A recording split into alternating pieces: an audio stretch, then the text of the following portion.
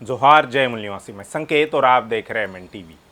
देश भर में यूसीसी यानी यूनिफॉर्म सिविल कोड पर जारी बहस के बीच अब देश भर में यूसीसी के खिलाफ विरोध प्रदर्शन बढ़ता जा रहा है।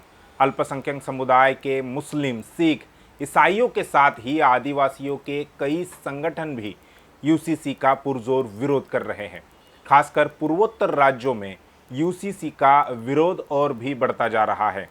इस बीच 9 जुलाई को झारखंड के जमशेदपुर में यूसीसी के खिलाफ विशाल जनसभा का आयोजन किया गया था। कोलान क्षेत्र के मांझी परगना महल व मानकी मुंडा संघ समेत कई प्रमुख आदिवासी संगठनों द्वारा आयोजित इस जनसभा में उपस्थित आदिवासियों द्वारा एक स्वर से यूसीसी का जोरदार विरोध किया गया। कन्वेंशन में मांझी, मानकी व मुंडा संघ के सैकड़ों प्रतिनिधियों के अलावा उरांव, भूमिज और संताल समाज के कई वरिष्ठ आदिवासी सामाजिक कार्यकर्ता और बुद्धिजीवी भी इसमें शामिल हुए थे।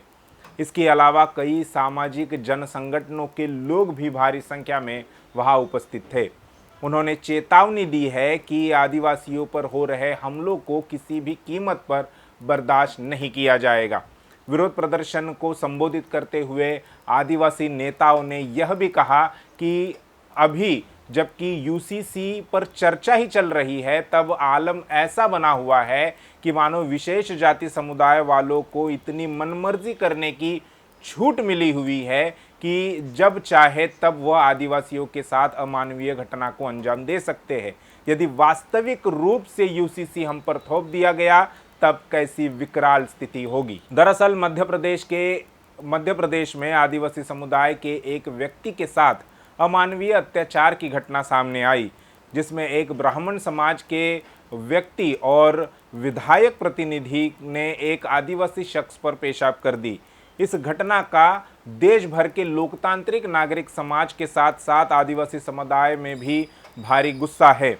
झारखंड के आदिवासी जो पीएम मोदी द्वारा यूसीसी लागू किए जाने की घोषणा के बाद से ही इसके विरोध में थे, वे मध्य प्रदेश की एक आदिवासी के साथ हुई अमानवीय अत्याचार को लेकर बेहद गुस्से में हैं। बीती 8 जुलाई को रांची स्थित भाजपा मुख्यालय के समक्ष हुआ आक्रोश प्रदर्शन अब राज्यव्यापी विस्तार लेता जा रहा है। इस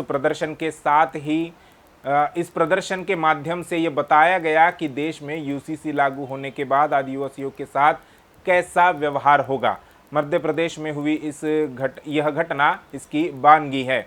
विरोध प्रदर्शन के दौरान आक्रोशित आदिवासी महिला नेताओं ने यह भी सवाल किया कि इस घटना से हिंदू मुसलमान का कार्ड नहीं खेला जा सकता।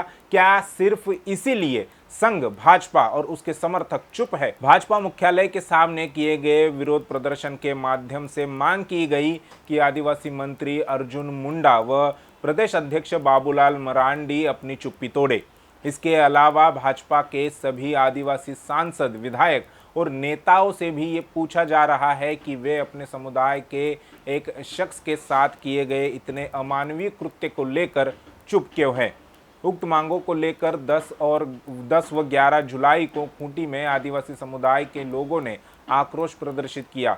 यह भी कहा गया कि यदि आदिवासी ऐसी जघन्य घटनाओं पर अविलंब एक्शन नहीं किया गया और साथ ही यदि आदिवासी विरोधी यूसीसी लागू किया गया तो आंदोलन और तेज होगा, जिसके लिए केवल और केवल भाजपा ही जिम्मेदार होगी। जनसभा में यूसीसी को लेकर 3 प्रस्ताव पारित किए।